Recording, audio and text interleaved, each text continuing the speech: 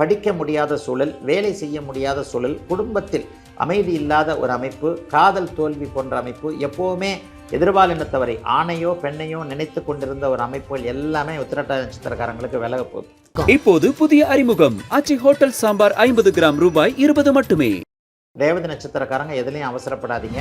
கஷ்ட நஷ்டங்களே கொடுக்கும், மன அழுத்தங்களே கொடுக்கும், பண இழப்புகளை கொடுக்கும், காதல் தோல்வியை கொடுக்கும். வெக்கமான சூடு சொன்ன எதுவுமே தொழில் பண்ணுற இடங்களில் வரக்கூடாது. எதிலும் கொஞ்சம் நிதானமாக, கவனமாக, பக்குவமாக நடந்து கொள்ளக்கூடிய அமைப்புகள். சோசியல் மீடியாவில் கவனமாக இருக்கணும். வர்றதெல்லாம் பாதி ஃபேக் ஐடின்றது ரொம்ப இதாக இருக்கும்.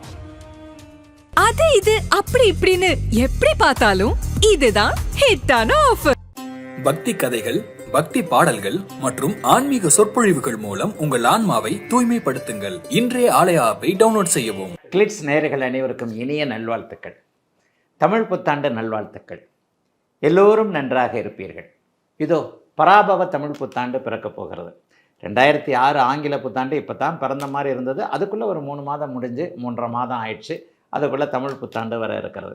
ஐயா, இந்த தமிழ் புத்தாண்டில் ஏதாவது ஒரு சிறப்பு கிரக பயிற்சிகள் ஏதாவது இருக்கா அப்படின்னு பார்த்தீங்கன்னா, ஆமாங்க. இந்த தமிழ் புத்தாண்டு நடந்து ஒரு 40 நாட்களில் ஜூன் மாதம் 2ஆம் தேதி குருப்பெயர்ச்சி, அதாவது ஒரு 12 ஆண்டுகளுக்கு கிட்டத்தட்ட 13 ஆண்டுகளுக்கு ஒரு முறை மட்டுமே ஸ்பெஷலாக குறிக்கக்கூடிய அளவிற்கு உச்சகுரு, கடகத்தில் உச்சகுருவாக இருக்கக்கூடிய உலக மக்கள் அனைவருக்கும் 12 ராசிக்காரர்களுக்கும் நன்மைகளை மட்டுமே செய்ய கடமைப்பட்ட அளவில் பெரிய குருப்பெயர்ச்சி கண்டிப்பாக அமைந்திருக்கிறது. இதில் வந்து குருப்பெயர்ச்சினால் ஏதாவது ஒரு நல்ல பலன்கள் இருக்கான்னு பார்த்தீங்கன்னா, இப்போது மீனத்தில் இருக்கக்கூடிய சனியை அப்படியே அவர் சாந்தப்படுத்துகின்ற விதமாக தன்னுடைய உச்ச பார்வையால் சனியை பார்க்கின்ற காரணத்தினால் சனியால் 7.5 சனி அமைப்பால், கண்டகச்சனி அமைப்பால், அர்த்தாஷ்டம சனி அமைப்பால், அஷ்டமச்சனி அமைப்பால் சற்று கடுமைகளை சந்தித்து கொண்டிருக்கின்ற ராசிகள் எல்லாம் அப்படியே கொஞ்சம் சனியோடைய கடுமைகள் அப்படியே கொஞ்சம் குறையுங்க.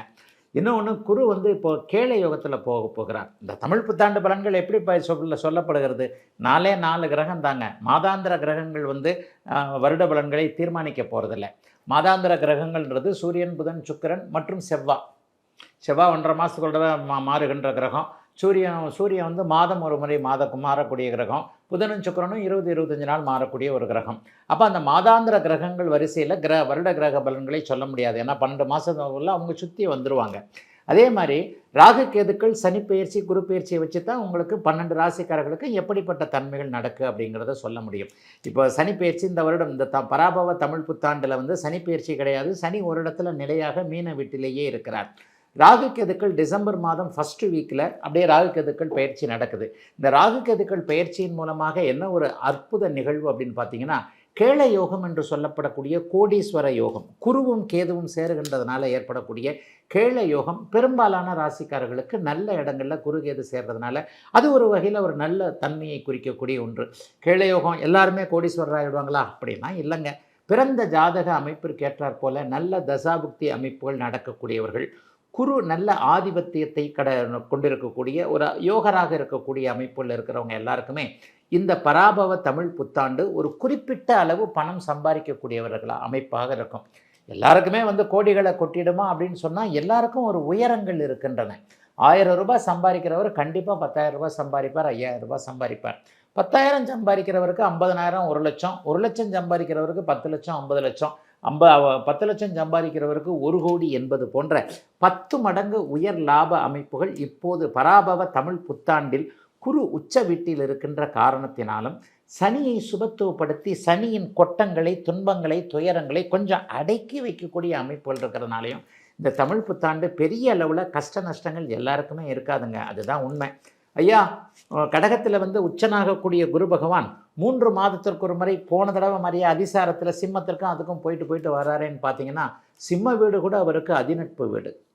அதற்கப்புறம் ஒரு 3 மாதம் சிம்மத்தில் இருப்பார் அதிசார அமைப்பில். அதன் பிறகு திரும்பவும் உச்சம் என்கின்ற ஒரு நிலைமைக்கு வந்துடுவார். ஆகவே குருவின் பலன்கள் அதிகமாக நிறைய ராசிகளுக்கு கிடைக்கக்கூடிய இந்த தன்மையில் உலகம் மொத்தத்திற்கும் குரு பகவான் நல்லதையே செய்வார் என்பதன் அடிப்படையில் தமிழ் புத்தாண்டில் பெரும்பாலான மாதங்கள் ஒரு 7-8 மாதங்கள் குரு பகவான் அட்டகாசமான ஒரு நல்ல அமைப்பில் உச்சம் என்கின்ற அமைப்பிலும் பாதி அளவிற்கு கேள யோகம் என்று சொல்லப்படக்கூடிய கேதுவோடு சேர்ந்து ஒரு நல்ல பண வரவுகளை கொடுக்கக்கூடிய அமைப்பில் இருக்கிறதுனால பெரும்பாலும் 12 ராசிக்காரர்களுக்கு நல்லது தாங்க நடக்கும்.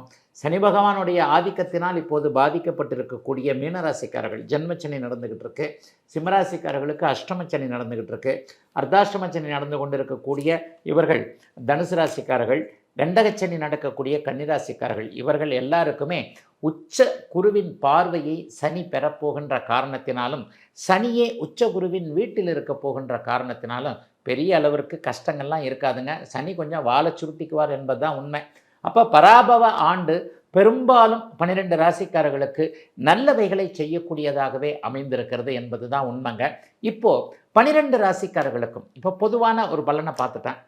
12 ராசிக்காரர்களுக்கும் மேஷம் முதல் மீனம் வரையிலான 12 ராசிக்காரர்களுக்கும் இந்த 2026 தமிழ் புத்தாண்டு பராபவ தமிழ் புத்தாண்டு என்ன பலன்களை கொடுக்கும் அப்படிங்கிறத தனித்தனியாக பார்த்துடலாங்க.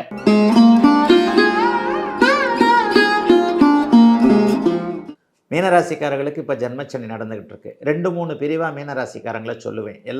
மீனராசியில் 20 வயசு வாலிபனும் இருக்கிறாரு, 70 வயசு கிழவனும் இருக்கிறாரு. அப்போ எல்லாருக்கும் ஒரே மாதிரி பலன்கள் நடந்துராது.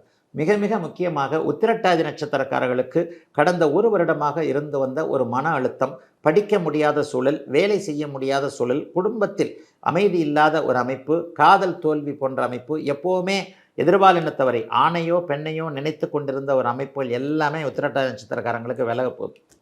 தீர்வு கிடைக்க போகுது, தெளிவு கிடைக்க போகுது, நம்பிக்கை வரப்போகிறது, கண்ணீர் நிற்கப் போகிறது, கலக்கம் விலகப் போகிறது. இதெல்லாம் உத்திரட்டாதி நட்சத்திரக்காரர்களுக்கு. ரேவதி நட்சத்திரக்காரர்களுக்கு இதெல்லாம் லேசாக ஆரம்பிக்கும். என்னங்க இப்படி அப்படி பேசுகிறீங்கன்னா, உண்மையை சொல்லப்போனால் ஜென்மச்சனி அந்தந்த நட்சத்திர அமைப்புகளில் போகும்போது தான் அந்தந்த குறிப்பிட்ட நட்சத்திரக்காரர்களுக்கு நன்மைகளையோ தீமைகளையோ செய்வார். ஜென்மச்சனி இப்போது ரேவதி நட்சத்திரக்காரர்களுக்கு இந்த வருஷம் முழுக்க போகும். ரேவதி நட்சத்திரக்காரங்க எதுலேயும் அவசரப்படாதீங்க. ஒரு 40 வயதுக்கு மேற்பட்ட ஒரு 10-20 வருஷத்துக்கு முன்னாடி ஜென்மச்சனி 20 வருஷத்துக்கு முன்னாடி ஜென்மச்சனி வந்தவங்களுக்கு இந்த அமைப்புகள்லாம் பொருந்தாது. ஆனாலும் ஜென்மச்சனி இளைய பருவத்தினராக 30 வயதுகளில் இருக்கக்கூடிய ரேவதி நட்சத்திரக்காரர்களுக்கு கஷ்ட நஷ்டங்களை கொடுக்கும், மன அழுத்தங்களை கொடுக்கும், பண இழப்புகளை கொடுக்கும், காதல் தோல்வியை கொடுக்கும், சில அனுபவங்களை கொடுக்கும். சனி பகவான் கொடுக்கறது ஆரம்பத்தில் ஒரு மாதிரி தெரிஞ்சாலும் கூட உண்மையிலேயே முடிஞ்சதுக்கப்புறம் சில அனுபவங்கள் கிடைக்கின்றதுனால இது நல்லது தாங்க. 7.5 சனியில் கிடைக்கக்கூடிய அனுபவங்களை வைத்து தான் நீங்கள் எதிர்காலத்தை தீர்மானித்துக் கொள்ள முடியும் என்பதால் ரேவதி நட்சத்திரக்காரர்கள் அகலக்கால் வைக்காமல், வேலையை விட்டு விடாமல், வெக்கம், மானம், சூடு, சொர்ணம் எதுவுமே வேலையில் இல்லாமல், சரியான வார்த்தை, என்னங்க இப்படிலாம் பேசுகிறீங்க, இதுதான் உண்மை. அப்போ தான் உங்களுக்கு டக்குன்னு உரைக்கும். அது வெக்கமான சூடு சொர்ணம் எதுவுமே தொழில் பண்ணுற இடங்களில் வரக்கூடாது. டக்குன்னு ஒரு இதான ஒரு விஷயங்கள்லாம் வராமல் எதிலும் கொஞ்சம் நிதானமாக, கவனமாக, பக்குவமாக நடந்து கொள்ளக்கூடிய அமைப்புகள் 30 வயதுகளில் இருக்கக்கூடியவர்களுக்கு உண்டு. புதுசாக தொழில் ஆரம்பிக்காதீங்க, வேலையை விட்டுறாதீங்க. வியாபாரத்துலலாம் வேலைக்காரனை நம்பிலாம் விட்டுட்டு போகிறது, அந்தந்த மாதிரியான விஷயங்கள்லாம் இருக்கக்கூடாது. சோஷியல் மீடியாவில் கவனமாக இருக்கணும். வர்றதெல்லாம் பாதி ஃபேக் ஐடின்றது ரொம்ப இதாக இருக்கும். ஆக உழைப்பிற்கேற்ற ஊதியங்கள், இது மாதிரியான விஷயங்கள் இதெல்லாம் கொஞ்சம் ரேவதி நட்சத்திரக்காரர்களுக்கு பெரிய அளவில் இருக்காது. ஆனால் உத்திரட்டாதி நட்சத்திரக்காரர்கள் இதிலிருந்து அப்படியே ஏற்கனவே இதில் தான் இருந்தீங்க, 1 வருஷமாக அப்படிலாம் நடந்துக்கிட்டு இருந்தது, இதிலிருந்து கொஞ்சம் அப்படியே வெளியே வருவீங்க. நடுத்தர வயது தாண்டவங்களுக்கு இப்போல்லாம் நான் சொன்ன பெரிய கஷ்டங்கள்லாம் இருக்காதுங்க. அவங்களுக்கு வீடு வாங்கின சொத்து சேர்க்கை சேரும், வீடு வாங்குவீங்க, வீடு கட்டுவீங்க. அதுக்கு என்ன அர்த்தம்னா கையில் இருக்கிற பொருள் இருப்பு கரையும், ஆனால் ஒரு நல்ல சொத்தாக மாறும். ஒரு 50 வயது தாண்டியவர்களுக்கெல்லாம் அட்டகாசமாக இருக்கும் இந்த வருஷம். அப்படிலாம் ஒன்றும் பெரிய கஷ்ட நஷ்டங்கள் இருக்காது. வீட்டில் சுப விரயங்கள் ஏற்படும், சுப செலவுகள், மங்கள காரியங்கள், ஒரு நிலையில் பிள்ளைக்கோ பொண்ணுக்கோ வேலை கிடைக்கிறது, அது கிடைக்கிறது, இது கிடைக்கிறதுன்ட்டு 50 வயது தாண்டியவர்களுக்கு நல்ல விதமாக நல்ல பலன்களை சந்தோஷமாக நிம்மதியாக குடும்பத்தோடு இருக்கக்கூடிய அமைப்புகள் உள்ள ஒரு மாதிரியாக 2 பிரிவாக செயல்படக்கூடிய அமைப்புகளில் அமைந்திருக்கிறது பராபவ தமிழ் புத்தாண்டு அனைத்து மீனராசிக்காரர்களுக்கும். பக்தி கதைகள், பக்தி பாடல்கள் மற்றும் ஆன்மீக சொற்பொழிவுகள் மூலம் உங்கள் ஆன்மாவை தூய்மைப்படுத்துங்கள். இன்றைய ஆலய ஆப்பை டவுன்லோட் செய்யவும். அது இது அப்படி இப்படின்னு எப்படி பார்த்தாலும் இதுதான் ஹிட்டான ஆஃபர்.